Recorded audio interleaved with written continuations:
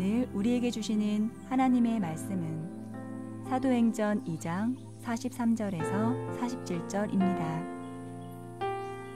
사람마다 두려워하는데 사도들로 말미암아 기사와 표적이 많이 나타나니 믿는 사람이 다 함께 있어 모든 물건을 서로 통용하고 또 재산과 소유를 팔아 각 사람의 필요를 따라 나눠주며 날마다 마음을 같이하여 성전에 모이기를 힘쓰고 집에서 떡을 떼며 기쁨과 순전한 마음으로 음식을 먹고 하나님을 찬미하며 또 온 백성에게 칭송을 받으니 주께서 구원받는 사람을 날마다 더하게 하시니라.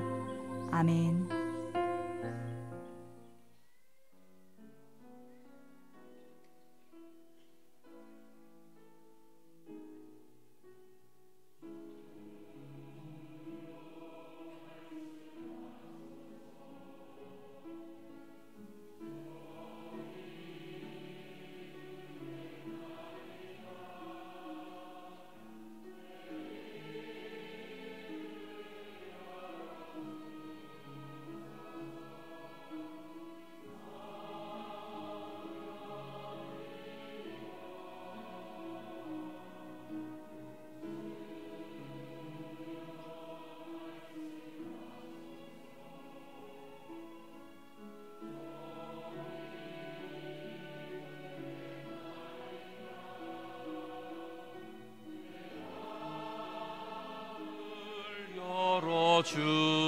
주소서. 성령이여.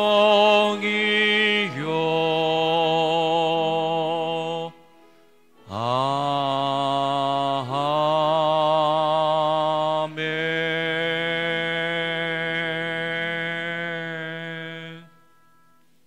할렐루야. 네, 오늘도 함께 하시는 성령님의 은혜가 효성중앙 가족 여러분 모두에게 풍성하게 넘치기를 주의 이름으로 축원을 드립니다. 오늘은 이것이 교회다라는 주제로 말씀을 드리는 세 번째 말씀 시간입니다. 왜 우리가 이 말씀을 이렇게 외울 정도로 자꾸만 읽고 또 강해를 들어야 되는가? 그것은 교회의 본질에 좀 더 충실하기 위함입니다. 주식회사 효성중앙교회가 되지 말아야죠. 그죠? 적어도 교회가 교회되게 교회의 본질을 회복하자는 그런 몸짓으로 우리가 이 말씀을 좀 해석하고 또 해석해야 될 줄로 믿습니다. 자, 우리 한번 같이 외쳐볼까요? 이 땅의 교회는 부흥하지 않을 수 없다. 이 땅의 교회는 부흥하지 않을 수 없는데 이 명제가 성립이 되려면 전제 조건이 하나가 붙어야 됩니다. 하나님이 기뻐할 만한 교회가 되면 부흥하지 않을 수가 없겠죠. 하나님 이 땅에 구원의 통로로 유일하게 세워주신 게 교회였어요. 교회가 문제가 있었던 적도 있었고 교회가 오히려 선교에 방해가 된 적도 있었고 그런 교회였지만 하나님 끝까지 교회를 통해서만 이 교회를 통해서만 하나님의 부흥을 이뤄 가시려고 하는 것이 가정과 교회라고 하는 두 가지 축으로 이 세상의 조직으로 이끌어 가시는 거죠. 교회는 부흥할 수밖에 없는데 왜냐하면 하나님께서 그 꿈을 이 교회에 맡겨주셨기 때문이죠. 그래서 하나님의 몸, 그리스도의 몸이다 이렇게 교회를 표현합니다. 때문에 이 교회는 하나님의 창립 목적대로만 움직이면 반드시 부흥하게 돼 있어요. 하나님이 그 교회를 통해서 분명히 역사하실 줄로 믿습니다. 설립 목적대로만 존재하면 하나님이 세우신 원형대로의 목표대로만 가면 교회는 반드시 하나님이 기업하시고 보호하시고 축복해 주실 거거든요. 근데 많은 교회들이 이제 교회의 본질, 교회의 원형의 모습에서 벗어난 것이 오늘 교회의 숙제요, 문제입니다. 자, 오늘 우리 이 본문 말씀에서 하나님이 기뻐하는 교회의 원형을 찾는 이유가 거기 있죠. 부흥은 우리가 억지로 일으킬 수가 없어요. 인간이 만들어낸 부흥은 다 실패했어요.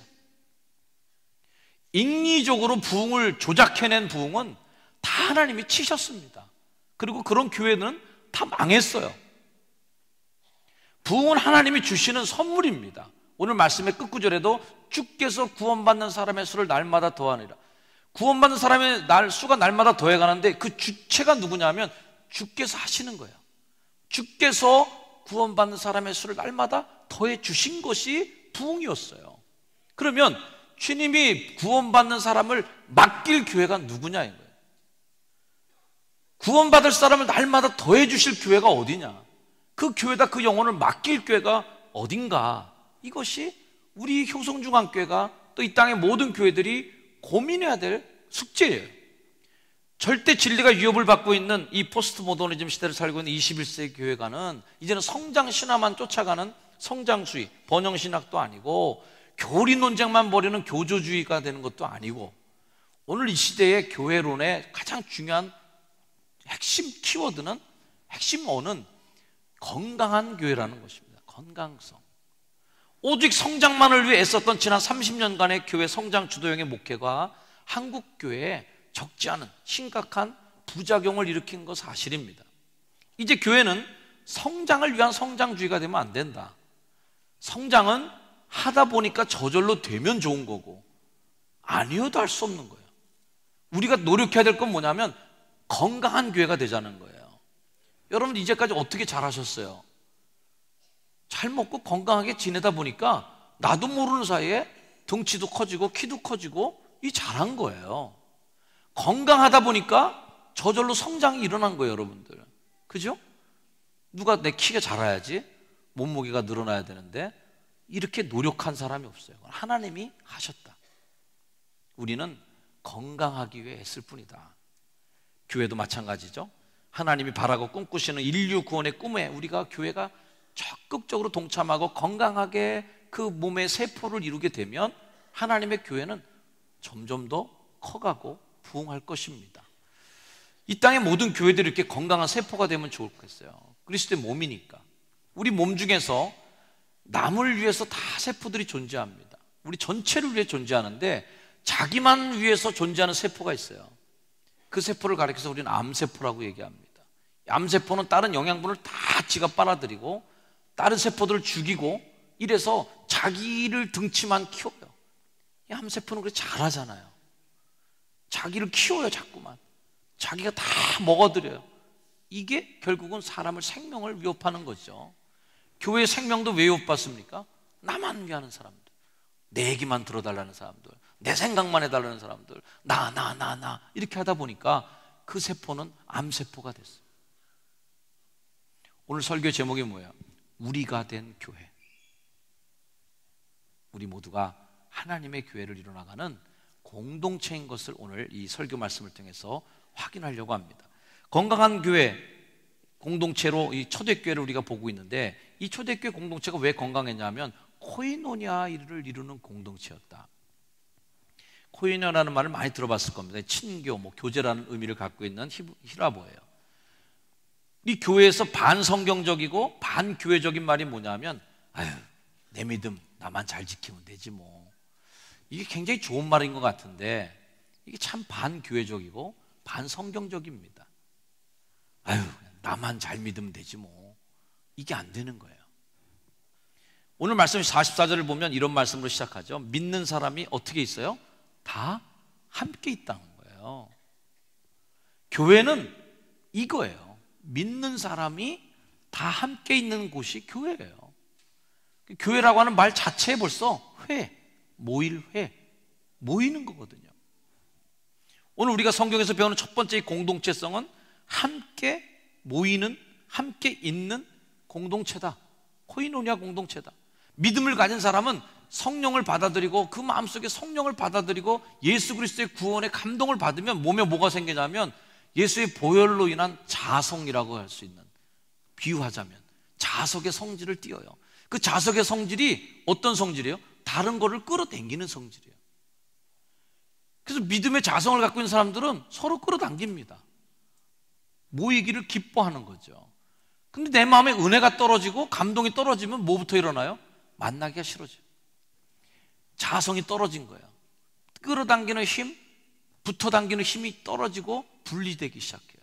교단이 분리되고 교회가 분리되고 나와 너가 분리되고, 이 분리의 영, 분열의 영, 이게 사단의 영이거든요. 사단의 영의 중요 역할이 분열시키는 거란 말이에요. 성령의 감동이 되면 붙어요. 자꾸 화합되고 연합되고 뭉치고 용서하고 서로 섬겨주고 이 일들이 자꾸 생기는 거죠. 오늘 사도행전 2장 46절 말씀 이런 겁니다. 날마다 마음을 같이하여 성전에 모이기를 힘쓰고 집에서 떡을 떼고 기쁨과 순전한 마음 음식을 먹고 이렇게 모이기를 힘쓰게 되는 성질을 갖어요. 히브리서 10장 25절 모이기를 패하는 어떤 사람들의 습관과 같이 하지 말고 오직 그날이 가까움을 볼수록 더욱 그리하자. 어떤 사람들은 모이기를 패하려고 하는 사람들이 있어요. 모임을 흩트는 사람이 있어요. 이거 안 되는 거죠. 믿음을 가진 사람은 그래서 모이기에 힘씁니다. 우리 같이 읽어봐요. 믿음을 가진 사람은 모이기에 힘씁니다. 믿음을 가진 사람은 예수님이 가운데 있고 모여요. 자, 그래서 믿음을 갖고 성령을 받고 그리스도인이 된 성숙된 믿음을 가진 사람은 절대로 되지 말아야 될 것이 뭐냐면 독불장군입니다. 나만을 보는 사람은 이미 성령이 떠난 사람이라고 볼 수 있어요. 성령의 사람은 반드시 주변인들을 돌아봅니다. 함께 모입니다. 불의 성질은 뭐야? 불의 성질은 자꾸 모여들어서 같이 태우는 거예요. 성령의 불의 역할이 그런 거죠. 그래서 믿음을 가진 사람은 내 성격이니까 내 스타일이니까 나 혼자 하게 내버려도 이렇게 절대 말하지 않습니다. 함께 가는 거죠. 믿음을 가진 사람은 함께 하는 법을 알고 함께 가는 법을 알고 함께 있는 것으로 기쁨을 맛보는 사람이 바로 그런 사람이에요. 오늘 우리가 이제 지난주에 못했던 성찬도 같이 하겠지만 성찬은 혼자 할 수 없는 겁니다. 성찬이 아직 집에서 빵 하나 사다 놓고 포도주 병으로 막 부으면서 그거는 음주하시는 거예요. 그냥 술 드시는 거예요. 그건 성찬식이 아니에요. 성찬은 함께 모여서 할 때만 성찬이에요. 순전한 마음으로 함께 모여서 떡을 떼고 음식을 나누는 게 성찬이 되는 거거든요. 모이지 않고 각각 집에 가서 야 어차피 먹는 거 똑같은데 우리 집에서 포도주 마시고 우리 집에서 그냥 빵 먹고 그렇게 끝내자. 복잡하게 뭐 교회에서 하냐? 아닌 거예요. 절대 그 일은 성찬이 될 수 없다. 함께 모이는, 그래서 홀리 커뮤니언, 거룩한 교제, 그 교제가 성찬이 되는 거죠. 그래서 교회의 모든 일들은 함께해요. 물론 우리가 뭐 피치 못할 상황, 감옥에 혼자 갇혔다든지 아니면 뭐 어디서 외로운 데다 뚝 떨어졌다든지 하면 거기서 하나님 만나고 예배할 수 있겠죠. 하지만 신학적으로 우리가 예배라고 할 때는 반드시 함께 모여 예배하는 겁니다. 혼자 예배하지 말아야 돼요. 공동체에서 예배하는 겁니다. 그래서 두세 사람이 내 이름으로 모인 곳에 단 2명이라도 단 3명이라도 그리스도의 이름으로 모여요. 모인 곳에 내가 그 사람들에게 함께 있는 거예요. 다 떨어져서 아유 교회 뭐 가냐, 집에서 혼자 예배 보지.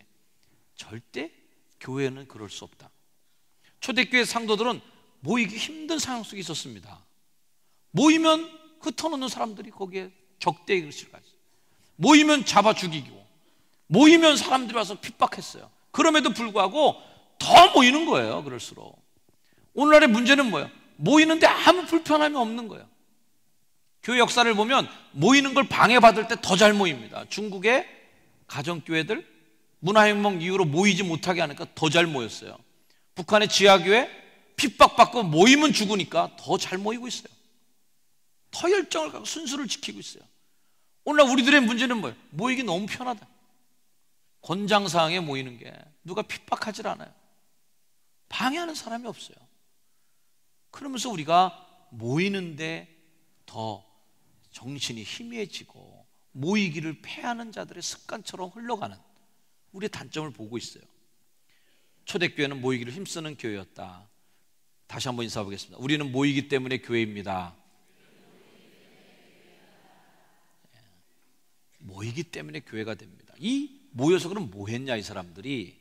자, 모여서 뭐 했는가가 오늘 성경 말씀에 또 나와. 2장 44절 서로 모였어요. 그 다음에 모든 물건을 서로 통용했어요. 유무상통의 나눔 공동체를 이루었다. 제가 자주 이 간증을 드렸는데 왜냐하면 그 상황은 저의 인생에 있어 아주 충격이었기 때문에 그래요. 저는 그냥 교회에서 평범하게 자랐던 그 교회 속에 자랐던 사람이었어요. 그 교회는 거기까지가 교회인 줄 알았어요. 저희 어머니 외에도 계시지만 부모님 목회하시던 그 교회의 모습을 보면서 그 교회에서 뭐 돈 떼먹고 도망간 사람도 있었고요, 개가 깨진 적도 있었고 별일이 다 있었습니다. 목사님의 가정에 재정적 피해를 입히고 도망가신 분들도 있었어요. 그래서 어렸을 때부터 교회의 모든 단점도 보고 장점도 제가 봤습니다. 그 가운데는 부침개 하나라도, 김치 하나라도 가져다 주시고, 그저 호박잎이라도 따서 집에 가져다 주시는 그런, 정말 그런 사랑을 주는 분도 있었지만, 또 때로는 뭔가 문제를 일으키고 분열이 되고 뭔가 상처를 주는 분도 있었어요. 이러저러한 모습을 보면서 이제 교회 안에서만 저는 보고 자랐습니다. 그래서 첫 목회를 나갔게 됐는데, 첫 목회를 나가서 이제 가난한 동네에서 목회하면서 경제적으로 어려웠죠. 그때 만난 교회가, 여러분 자주 들은 이름이에요. 올림픽, 가락동에 있는 올림픽 선수촌에 있는 은현교회라는 교회를 제가 만나게 됐어요. 그 교회는 정말 제가 충격을 받은 교회입니다. 저의 목회에 굉장히 방향을 확 틀은 교회 중에 하나예요. 왜냐하면 그 교회는 우리 교회의 모든 걸 유무상통으로 다 주었어요. 그 교회의 물자, 그 교회의 인력 자원, 그 교회의 예산, 이 모든 것들을 그냥 아무 조건 없이 우리 교회에 다 제공하시고 주셨어요. 저는 그때 그 경험이 충격이라고 표현합니다. 엄청난 문화적 충격, 그리고 엄청난 종교적인 충격을 받았어요. 이게 교회인가? 그러면서 제 마음에서 생각한 거야. 이게 교회구나. 이게 교회구나. 하여튼 그 교회는 우리 새순교회 선교회도 그 교회 안에 있었는데, 목사님이 그 교인들을 막 내모르셔요. 아니 그 전사님이 어떻게 뭐 도와달라는 얘기를 어떻게 우리 교회다 할 수 있냐, 가서 좀 뭐가 필요한지 좀 보고 와라, 미리 좀 찾아서 그 교회를 도와라 말이죠. 그렇게 얘기하시기도 하고, 또 교회 그 선교 예산이 있는데 그 선교 예산을 본인이 짜갖고 우리 교회에다 나눠주시고 그러는 게 아니었어요. 돕는 교회들이 함께 모여서 밤을 새면서 그 예산을 같이 짰습니다. 근데 그 예산 짜는 장면이 아주 희한하죠. 그 당시 우리 교회도 있고, 그 당시 막 뭐 청량리에서 일하시던 뭐 최일도 목사님 이런 분들 몇 명, 이런 사역하는 분들이 모여서 밤새 하는 일이 뭐냐면, 우리 필요 없다고, 우리 교회는 이제는 웬만큼 살 때 됐으니까 거기 위해 더 많이 지원해, 밤새 싸우는 거예요. 예산을 배정하는데 서로 우리 필요 없으니까 거기에 더 많이 주라고, 아니라고, 우리 이제 살만하다고, 이렇게 하면서 그 충격을 또 받는 거죠. 이게 교회인가? 서로 뜯어가려고 애쓰는 그런 모습만 제가 보다가, 이건 뭐야 도대체? 그러면서 제 마음속에 정말 하나님과 약속하는 것은, 제가 언젠가는 이런 가난한 교회가 아니라, 이런 개척교회가 아니라, 이런 판자촌에 있는 교회가 아니라, 어느 때인가 제가 도울 수 있는 교회가 됐을 때는, 오늘 이 초대교회 공동체를 그려준 이 성경 말씀처럼 다른 교회도 좀 조건 없이 돕는 목회자가 되겠습니다. 때로는 우리 교회가 뭐 다른 교회 빌려주기도 하고, 또 뭐 다른 교회에다 뭔가 도와주기도 하고, 그런 일들을 우리가 많이 하고, 성도들이 불편할 때도 많이 있으라고 생각합니다. 그러나 그 불편함들이 제 마음에는 좀 신앙적 고백이 있는 거예요. 이게 교회다. 우리 돈으로 우리가 지은 건물이니까 내 교회야 이건. 우리 마당 함부로 쓰면 안 돼. 우리 건물을 손대지 마. 우리 물건 함부로 쓰지 마. 아껴야 돼. 이렇게 되면 이 교회는 교회답지 못한 거죠. 때로는 좀 억울할 때도 있고, 때로는 좀 아까울 때도 있고, 때로는 좀 속상할 때도 있고, 때로는 좀 맘 상할 때도 있지만, 교회의 정신을 우리가 잃어버리면 안 된다. 그런 저의 어린 시절의 그런 결심들이 제 목회에 굉장히 큰 영향을 미쳤어요. 목사님들이 축제할 때마다 습관적으로 쓰시는 말이 있습니다. 성령의 교통하심과, 이런 표현으로 축도하시잖아요. 성령의 교통하심이 뭐겠어요? 이게 굉장히 중요한 말이에요. 성령이 이 땅의 교회들을 어떻게 만들어 가시냐면, 교통하심으로. 이 교회는 서로 교통해야 돼. 부평지을교회와 효성중학교에 교통해야 돼. 그 교회, 우리는 교회는 그리스도의 하나님 눈으로 볼 때는 큰 집 작은 집이고, 이웃집 옆집이고 형제예요. 우리가 이 집 도움 받고, 우리가 저 집 도움 받고, 도 좀 주고, 이거예요. 우리만 잘 되는 교회는 그게 암세포. 하나님 볼 때 암이야, 암. 어떻게 니네 교회만 이렇게 잘 되려고 그러냐? 어떻게 니네 교회만 이기적으로 똘똘 뭉쳐있냐? 이거 암세포 됩니다. 성령의 교통하심, 그리스도 공동체만이 맛볼 수 있는 그 맛, 이 맛이죠. 제가 미국에 학위 받으러 갔을 때, 그게 볼티모어에 있는 어떤 교회에 부흥의 초청을 받았었습니다. 그 볼티모어에 있는 교회에 갔는데 그 교회가 에덴 교회라는 한인 교회예요. 젊은 우리 후배 목사님 목회하시는데 그 교회가 아주 100여 년 된 아주 돌교회. 제가 그 사진 찍어서 페이스북에다도 올렸기 때문에 보신 분들도 계실 수 있습니다. 고풍스럽고 아주 좋은 예배당을 갖고 있는 거예요. 그 한인들이 돈을 모아서 그 땅과 건물을 살 수가 없거든요. 어떻게 됐냐고 물어보니까 그 목사님이 그런 말인 거죠. 이 교회가 원래는 UMC, 미국 감리교회 백인 교회였다는 거예요. 근데 한인 교회들이 대부분 시작하는 것이 어떻게 하면 백인 교회나 어떤 그 미국인 교회 새에 들어갑니다. 그래서 그 교회 예배 드리는 시간을 못 드리고 오후 때 예배 드린다든지 아니면 한 구석장에서 예배 보면서 그게 한인 교회가 시작되는 거예요. 근데 미국 백인들이 보니까 자기들은 이렇게 모이는 숫자가 점점 줄어드는데 이 한국 사람들은 모이는 숫자가 점점 늘어나는 거예요. 그러니까 그 교회 목사님, 그 감리사님이 그 한인 교회다 이렇게 얘기했답니다. 당신들도 감리교회고 우리 감리교회고 다 같은 하나님 교회인데 우리 성도들은 점점 줄어들고 당신들은 인원이 많아지니까 이 건물을 당신들이 쓰는 게 좋겠수다. 그러면서 자기네 교인들은 곳곳에 있는 교회에다 다 흩어서 다 파손시켜버리고 그리고 그 교회를 통째로 그 교회에 줬다는 거죠. 그 감리사님한테 목사님이 우리가 어떻게 해야 됩니까? 이거 어떻게 좀 뭔가 어떻게 보상 뭐 아니면 가치를 뭐 돈을 지불해야 되는 거 아닙니까? 오히려 이게 아담 맞았다는 거예요. 목사님 그런 생각하면 어떡하냐고. 하나님의 교회인데 어떻게 교회를 사고 파냐고. 그러면서 오히려 자기가 뭐 멀쓱할 정도로 그렇게 됐다는 거예요. 이게 교회죠. 가톨릭 교회라는 말을 우리 성당 사람들이 쓰지만 이 가톨릭 교회라는 말은 원래는 교회의 속성 중에 한 부분입니다. 보편적 교회라는 말이에요. 전 세계에 있는 교회가 다 하나님의 평등한 교회 위치에 다 있다는 게 가톨릭 교회입니다. 가톨릭 교회가 이제 천주교가 전용물로 쓰고 있는데 개신교의 교회론 철학에도 가톨릭 교회라는 철학이 있는 거예요. 세상의 모든 교회는 다 하나님의 자식들이고 하나님의 자손이고 하나님의 식구들이라는 거예요. 그런 개념이 교회론의 바탕이 돼야 되는데 오늘날 뭐 세습이라든지 이런 것들을 왜 지탄받습니까? 보편교회가 안 되기 때문에 이 교회가 이 교회도 될 수 있고 저 교회가 저 교회도 될 수 있고 다 하나님의 재산으로 왔다 갔다 해야 되는데 우리 가문의 재산이 돼버리는 교회가 되니까 이게 문제가 됐다는 거예요. 이걸 막자는 거예요. 목사님의 사유재산이 될 수는 없다는 거죠. 이건 그냥 하나님의 재산이에요. 그래서 하나님이 다 쓰시는 거예요. 이런 사례는 얼마든지 많이 있습니다. 제가 아는 호주에 있는 목사님, 김기훈 목사님의 교회인데 그 교회 목사님이 큰 땅을 갖고 있다는 거예요. 그 땅을 어떻게 구했나? 호주연합감리에서 줬다는 거예요. 교회는 이런 거죠. 그냥 주는 거예요. 그래서 하나님의 재산이니까 같이 쓰자는 거죠. 우리 효성중학교의 교인들도 그런 교회론의 마음을 좀 품어야 된다. 그래야 진짜 교회 같은 거죠. 초대교회 공동체는 그렇게 함께 지내면서 진짜 부자로 사는 법을 알았던 사람들입니다. 사도행전 2장 45절 말씀해 보니까 재산과 소유를 팔아 각 사람의 필요를 따라 나눠주며, 자, 이 뭐 재산과 소유를 팔았다는 것도 충격적이지만 제가 이 성경 구절에서 가장 충격적으로 읽는 장면이 이거예요. 각 사람의 필요를 따라 나눠줬다는 거예요.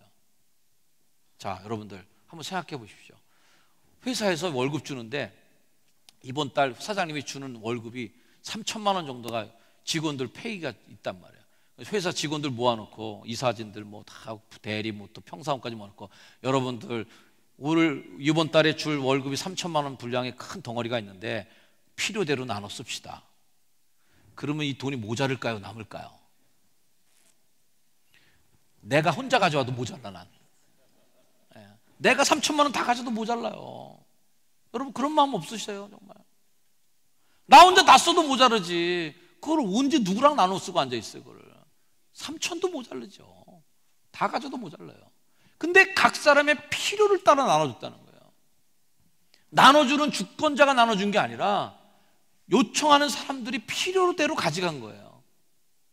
근데도 그게 남는 역사가 있는 거죠.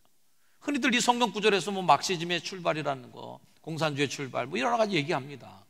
근데 공산주의자들이 놓친 이게 있어요. 이게 되려면 인간이 개조가 돼야 돼요. 성령 충만한 사람들만 할 수 있는 일이에요. 이건 성령에 충만하고 하나님 나라를 재산으로 갖고 있는 사람들이기 때문에 이 땅의 소유물에 대해서 욕심이 없어요. 가지지 않으려고 그래요.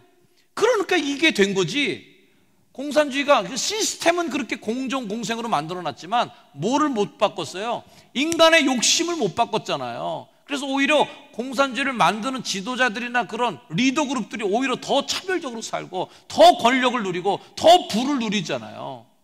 그러니 무슨 놈의 공산주의가 되겠어요? 안 되는 거예요. 이건 인간의 욕망을 싹을 자르지 않고서 가능하지 않은 것이거든요. 그러나 초대교회 공동체 사람은 이걸 했단 말이에요. 각 사람의 필요대로 나눠 썼다. 제가 옛날에 외국의 공동체를 소개하는 비디오 테이프를 본 적이 있습니다. 외국의 공동체를 하는데 이 공동체는 대부분 뭔 공동체라고 그러면 다 모여 살아요. 그래서 모여 살면서 검은 모자 쓰시고 검은 옷 입고 다니는 그런 공동체 있잖아요. 그런 공동체 사람들 그냥 자급자족의 안에서 자기들끼리 그냥 지어먹고 자기들끼리 삽니다. 근데 이 공동체는 특별한 것은 공동체는 공동체인데 다 나가서 벌이를 해요. 특이한 거는요, 나가서 벌이를 하는데 그 벌이를 중앙으로 다 모아요. 자, 그럼 어떤 일이 일어날까요? 어떤 사람은 능력이 좋아갖고 연봉 막 억짜리 사람들 한 달에 1,000만 원도 벌어오는 거예요. 어떤 사람은 재주가 없으니까 나가서 해봐야 5, 60만 원도 못 벌어오는 거예요. 그런 다음에 그 돈을 다 가운데 모은 다음에 마을 회의를 해요. 마을 회의가 할 거 어떻게 해요? 각 집마다 필요한 거 얘기해 보십시오. 이번 달에 우리는 이번 달에 애가 학교 가기 때문에 입학금이 얼마 필요합니다. 그럼 저 집에다 한 200만 원 줘야 되겠네. 이러고선 그걸 회의를 하는데 놀라운 거는 맨날 남아 돈다는 거죠. 남아 돈다는 거죠. 왜 그럴까요? 여러분, 하늘의 부자예요. 이런 사람들이죠. 있어도 모자른 사람은 가난뱅이고요, 남는 사람은 부자입니다. 모자르면 아무리 돈을 많이 갖고 있어도 그 사람은 가난뱅이에요. 그러나 썼는데 남았다, 이거 부자예요. 초대교회 공동체 사람들은 부자로 사는 영적 비밀을 알고 있었던 사람이에요. 주면 부자예요. 내 거를 쓰라고 하면 부자예요. 빌리고 뜯고 뺏어오고 늘 모자라서 악의 다툼을 하면 그건 평생 가난뱅이에요. 현대인들에게는 이런 공동체가 필요한 거예요. 이익 공동체가 아니라 아무 이익을 바탕으로 하지 않은 순수한 공동체가 우리의 마음에 고향이 필요해요. 그게 어디가 돼야 되겠어요? 교회가 돼요. 고등학교 때 게셜 샤프트, 게만 샤프트라는 용어를 배웠습니다. 케니지라는 사람이 서약자가 만드는 용어라고 그래요. 공동사회, 이익사회가 있다는 거죠. 그래서 앞으로의 사회는 점점 더 공동사회는 파괴되고 이익사회로 다 전환될 것이다 예언했어요. 그 예언대로 오늘날 모든 사회 시스템이 이익사회로 변모됐습니다. 심지어는 결혼하는 가정도 이익사회예요. 내 배우자의 조건이 어떤지, 이익을 볼 사람인지 그걸 따지는 거예요. 저 사람하고 결혼해서 내가 뭘 이익을 볼 것인가, 돈 얼마나 버나, 집안 어떻게 돼 있나, 혹시 맞벌이 하는 여잔가, 저거 돈 벌어야 되는데, 여러 가지를 따지는 거예요. 그래서 결혼이라고 하는 가장 원초적인 공동 집단도 이익 집단이 되어버렸어요. 오늘날 우리나라 가정의 가장 이혼의 많은 퍼센티지가 뭔지 아십니까? 불륜이나 여러 갈등이 아니에요. 재정적인 문제예요. 돈 문제가 이혼의 가장 큰 거예요. 가정도 이젠 더 이상 공동사회가 될 수 없다. 이익사회가 됐다. 그런 면으로 이 교회를 봅니다. 그러면서 스스로에게 물어봐요. 교회는 그럼 진정한 공동사회인가? 교회는 그럼 공동사회인가? 담임 목사인 저도 이 문제에 대해서 참 많이 괴로운 마음이에요. 이 성경 사도행전 이 말씀을 보면 모든 기독교인들의 마음에 부담을 많이 주는 말씀입니다. 목사님, 이걸 어떻게 할까요? 우리 재산 다 팔아갖고 여기다 다 기증하고 교회에서 맨바닥에다 자리 깔고 다 살면서 여기서 살아야 되는가? 초대교회 모습을 우리가 그대로 본받을 수는 없어요. 하지만 우리가 배울 원리는 분명히 있다. 이익사회를 급격히 이정된 오늘 사회 속에서 공동체를 맛보는 그 경험은 정말 더 필요해졌어요. 우리라는 경험이 더 필요해졌다. 왜 우리가 말 축제를 하면서 고생을 합니까? 오늘날에 이 문 밖에만 나가도 서로 모르는 이익사회거든요. 그나마도 한마당에 모여서 함께 만나자. 마을이라고 하는 우리 마을이라고 하는 공동체에서 그나마도 효성동이 지켜나가자가는 몸부림이 마을 축제 아니겠습니까? 그런 마음으로 우리들이 이 마을 축제를 섬긴다면 의미가 크다고 저는 봐요. 시멘트와 아스팔트로 덮인 이 도시에 살아가는 현대인들은 더 목마른 게 있는데, 그것은 아무 조건 없이 만나는 사람들이 필요해요. 아무 이익 없이 만나야 될 사람들이 필요한 거예요. 그래서 사람들은 더 많이 어디에 열중해요? 친목계, 향후회, 동호회, 동창 모임에 더 열광해요. 왜? 거기 가야 뭔가 거래가 아니니까, 거기 가야 갑과 을이 없으니까 찌들어 있는 거예요. 조금만 친절을 보여주면 봉투 줘야 되는 세상 속에 우리는 살고 있습니다. 선의를 베풀어도 봉투로 그걸 대답을 해줘야 돼. 그래서 생일날 좀 축하 좀 해줘, 초청도 잘 못해. 왜? 봉투 부담되니까. 봉투 갖다 줘야 되니까. 뭐 좋은 일 있다고 그래서 가도 봉투 갖고 가야 되는 것 때문에 갈 수가 없어요. 부담돼서. 오늘날 우리 사회가 어떻게 돼가고 있는가, 다 이 집단으로 변해가고 있지 않는가 하는 서글픔이 있습니다. 전 오늘 여러분에게 가진 자산 다 팔아서 우리 공동생활 하자는 제안을 하는 게 아니고, 우리 다 우리 공산주의자가 되자는 것도 아니에요. 적어도 우리 교회에서만이라도 이익을 바탕으로 하고 만나는 곳이 아닌 우리라고 하는 가치를 갖고 만나는 모임을 우리가 더 만들자. 적어도 여러분이 속한 셀에서는 이익 집단이 아니라 우리가 만나는 곳이 돼야 된다. 적어도 우리 교회에서 한 부서 작은 모임식이 많아도 거기서 이익을 전제로 만나지 말고 우리가 만나니까 행복한, 우리가 같이 있으니까 행복하고 우리가 모여 있으니까 좋은 그런 공동체를 교회에서 만들어 가자는 거예요. 세상이라는 것을 잠시 떠나, 뭐 여러분 1시간만 머무는 분도 있어요. 예배 1시간 동안 딱 머물고 가는 분도 있고, 일주일 내내 교회 오는 분도 있고. 여러분의 생활 속에서 이 교회가 어느 정도의 퍼센테이지를 차지하는지는 모르겠습니다만은, 이 교회 와서 여러분이 뭘 느끼고 갈 수 있겠어요? 뭘 느끼면 행복하겠어요? 적어도 이 교회 와서 이익 집단이 아니라는 걸 느끼고 가야 여러분이 교회 온 보람이 있는 거예요. 교회 왔는데도 날 뜯어먹으려는 사람이 여기 있는 것 같아. 교회 왔는데도 날 이겨먹으려는 사람이 있는 것 같아. 교회 왔는데도 나랑 경쟁하는 사람이 있는 것 같아. 그러면 이 교회 여러분 오고 싶겠어요? 오고 싶지 않죠. 여기는 경쟁이 아니라, 여기는 이익이 아니라 신앙, 그 중심으로 해서 아무 조건 없이 가슴을 대줄 수 있고, 아무 조건 없이 내 삶의 이야기를 털어놓아도 그걸 흉잡거나 그것 때문에 내가 불이익을 당하거나 그것 때문에 내가 지탄을 받는 곳이 아니라 나를 이해해주고 받아줄 수 있는 그 사람들이 있는 곳, 그런 교회라면 저는 발로 차면서 교회 나오지 말라고 그래도 아마 길을 쓰고 이 교회에 붙어 있을 거라고 저는 생각합니다. 왜?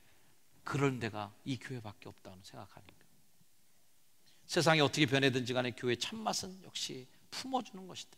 우리 교회 4층에 가면 십자가, 숟가락 십자가를 여러분 보신 적이 있으시죠?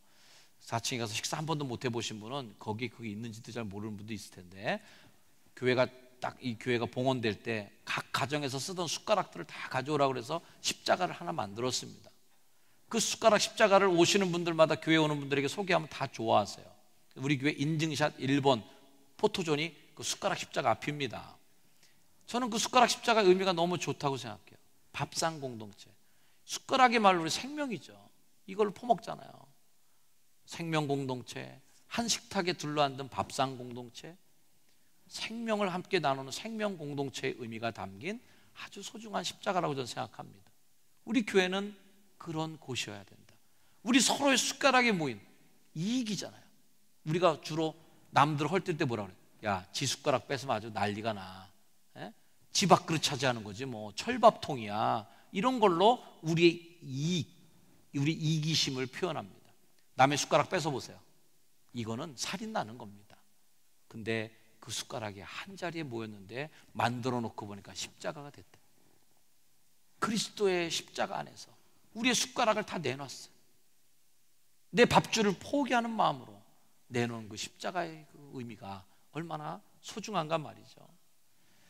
우리가 될 수 있도록 교회 공동체의 건강성을 회복하기 위해서 몇 가지 실천적 제안을 여러분에게 드리려고 합니다.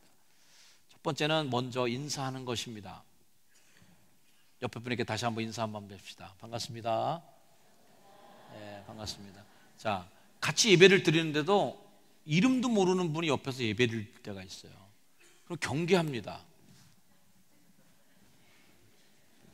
왜 내 옆에서 하는 거야 도대체 이 사람? 이렇게 갖고선 뭐 이렇게 거부 반응이 있다든지, 그리고 주보를 이 사람이 안 갖고 왔어요. 그래서 주보라도 보려고 해서 경계해요. 근데 인사는 모든 걸 허물어 주죠. 여러분 앞에 옆에 분 중에 혹시 이름 모르는 분 있어요? 이름은 딱 알아도 한번 자기 이름을 소개하면서 한번 인사해 보세요. 아무개 집사입니다. 아무개입니다. 한번 시작. 안녕하세요. 아무개입니다. 아무개입니다.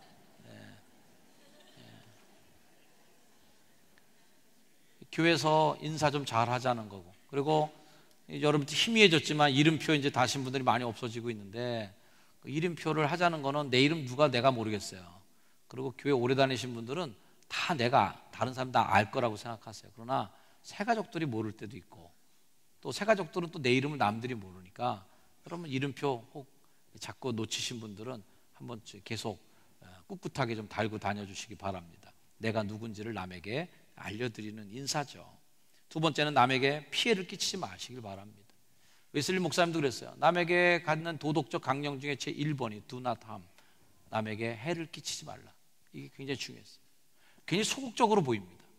선행을 베풀어라, 사랑해라, 섬겨줘라, 이거보다 남에게 해를 끼치지 말라는 건 굉장히 소극적인 것처럼 보이지만, 여기서부터가 배려의 시작이에요. 남에게 해를 끼치지 마세요. 피해를 주지 말라. 어떤 거로든지 남에게 피해를 끼치지 않는 자세, 거기부터가 배려의 시작입니다. 그것은 나를 보호하고 블럭을 쌓는 게 아니에요. 오히려 다른 사람을 살펴야만 피해를 끼치지 않습니다. 내 목소리가 크진 않은지를 살펴보고 저 사람이 나의 목소리 때문에 방해받지는 않는가, 거기부터가 배려의 시작이거든요. 세 번째는 남에게 요구하기 전에 자신이 먼저 행동하는 겁니다. 우리는 다 뭔가 받고 싶잖아요. 교회 왔는데 인사하는 사람이 없어. 인사 좀 받고 싶어. 그럼 어떻게 해야 되겠어요? 부지런히 인사하시면 돼요. 내가 인사하는데 남이 나한테 인사 안 합니까? 얼굴 휙 돌리고 돌아가는 사람 있어요? 없어요. 인사 받고 싶은 분은 인사하면 되는 거예요. 배려 받고 싶은 사람은 배려하는 거예요. 섬김을 받으려면 섬기는 거예요. 황금률이 뭐예요?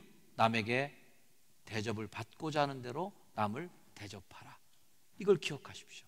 그래서 여러분이 꿈꾸는 교회, 여러분이 기대하고 바라는 교회 모습이 있다면 그걸 여러분이 먼저 하셔야 될 거예요. 네 번째는 다른 사람의 필요를 먼저 채워주고 도우는 겁니다. 오늘 성경 표현에도 있어요. 각 사람의 필요를 따라 나눠줬다. 누가 나눠줬겠어요? 먼저 믿은 성도들이 이렇게 한 거예요. 필요, 남의 필요를 아는 거예요. 저 사람이 뭐가 아쉽구나, 빨리 캐치하고 배려해 주는 거, 먼저 해주는 것. 다섯 번째는 소유로 상대방을 평가하지 않는 우리 교회의 문화입니다. 교회에서만큼은 서로의 빈부의 차이가 느껴지지 말아야 된다. 교회에서 어떤 그 차별이 없도록 평등한, 그래서 모든 사람들이 함께 모여서 서로의 필요를 따라 나눠주고 그런 공동체를 만들어. 그래서 초대교회 공동체는 직분도 없었어요. 자꾸 계급을 만드니까 다 브라더, 형제요 라는 거예요. 성경에 많은 표현들이 있죠. 형제요, 형제요, 형제, 자매, 이거면 끝이에요. 왜? 하나님 아버지 다 한 자손이니까. 그런 개념이 필요한 거죠. 여섯 번째는 존중의 마음을 담아 서로 존칭하라는 겁니다. 오늘부터 우리 반말을 좀 하지 않도록 하십시다. 반말하지 않도록. 친밀감을 느끼게 해주려고 반말하는 분도 있는데 그걸 기분 나쁘게 듣는 분도 가끔 있습니다. 나는 친하자고 얘기했는데 듣는 사람은 지가 나를 언제 봤다고 이렇게 나오는 거예요. 제일 좋은 방법은 서로 경칭을 써주면 아무 문제가 안 생깁니다. 특히 우리 교회 보면은 이름 부르는 분들 많잖아요.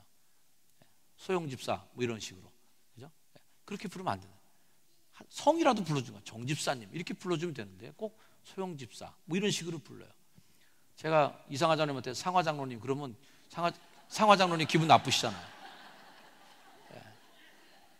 그런데 그렇게 이름 부르는 분들이 굉장히 우리 교회에 많아요. 이런 것들이 교회에 어떻게 보면 친밀도를 형성시키는 것 같지만 결과적으로 보면은 교회에 악영향을 끼치게 됩니다. 어떤 악영향이냐면 우리 교회에 여러분들 외에 다른 분들은 여러분의 블럭에 들어갈 수가 없어요. 우리 양태갑 집사님 저랑 야 태갑아 우리서 서로 야 연수 형 왜 그래 막 이러 그러면 이 관계 속에 아무도 끼어들 수가 없어요. 왜? 호용호재하는 사이에 누가 끼어들어가고 딱 오자마자 이용호 장로님 오셨어요? 그렇게 하면은 이용호 장로님 바로 소외감 느끼는 거예요. 왜? 여기는 형아하고 있다가 오니까 아유 장로님 이렇게 경칭을 쓰면 야, 이 모임엔 내가 이거 오지 말아야 될 몸인데 괜히 잘못 왔네. 형제간에 이렇게 친하게 얘기 나누는데 내가 와서 방해됐나 봐. 스스로 소외감을 느껴버려요. 우리 교회 그런 게 많아요.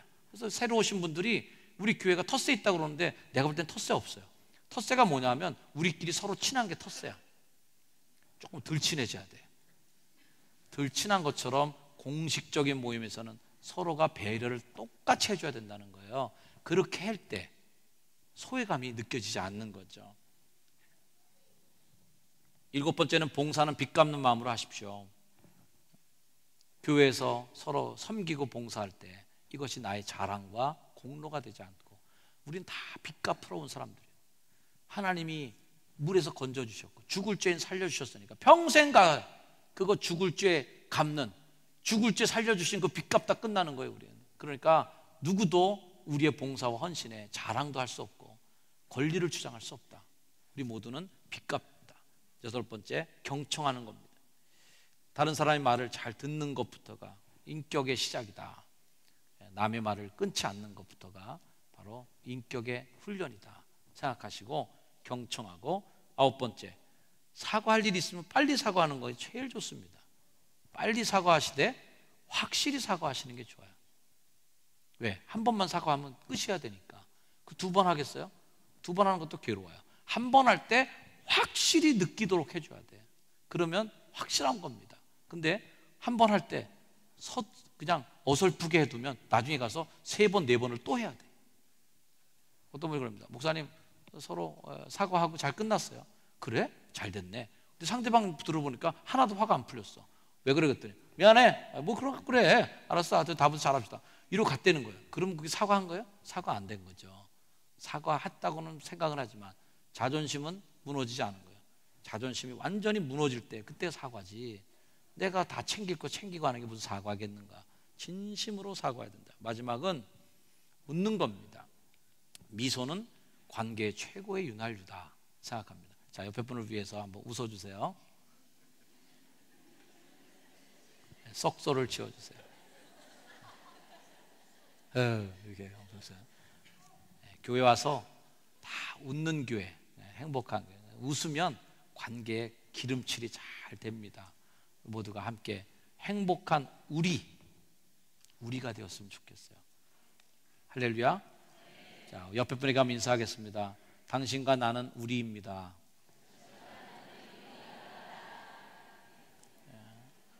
우리 한국인들은 탁월한 언어적인 습관을 갖고 있어요. 이번에 목회자 세미나 갔더니 심리학을 가르치는 어떤 교수님이 재미난 말을 하셨더라고요. 혼자 사는 사람도 자기네 집에 누군가 초대할 때 이렇게 초대한대요. 야, 우리 집에 좀 놀러 와. 그 집에 자기 혼자 사는데도 우리 집이라는 거예요. 미국 사람들이 들으면 기절 초풍할 만한 표현. 우리 집사람이 이거. 아니 한국은 와이프도 공유하나? 우리 아내, 뭐 우리 애들. 우리는 다 그런 마음으로 살았던 사람들이에요. 우리라는 가치로 살았어요. 우리 마을, 우리 교회, 우리 집, 우리 아빠. 이런 개념. 자식이 하나밖에 없는 아빠인데도 우리 아빠래. 내 아빠가 아니야. 그런 마음으로 우린 살아왔어요. 우리 교회 공동체가 정말 나만 이게 아니라 우리가 돼가는 공동체가 되길 축복합니다. 우리 기도하십시다. 하나님 감사합니다. 나 또는 너가 함께 모인 이 교회. 그러나 우리가 이 자리에 함께 있기에 나는 나가 아니고 너는 너가 아니라 우리가 되었습니다. 그렇게 우리가 된 이 교회를 축복하시고 주님 나라 가는 그날까지 우리 함께 길을 걷는 믿음의 동반자들이 다 되게 해 주시옵소서. 예수님의 이름으로 기도합니다. 아멘.